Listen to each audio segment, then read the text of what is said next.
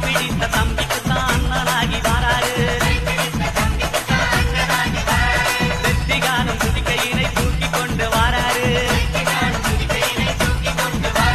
வெள்ளையான உள்ளங்களில் வீட்டிருக்க வாராரு.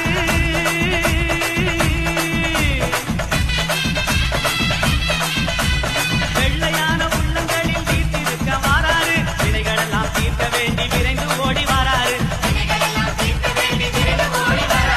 வாராரு பிள்ளையாரு வாராரு.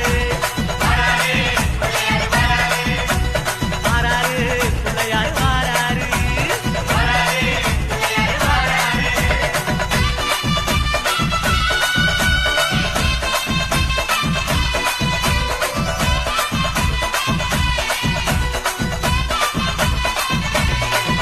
அம்மா பார்வதியால் செத்த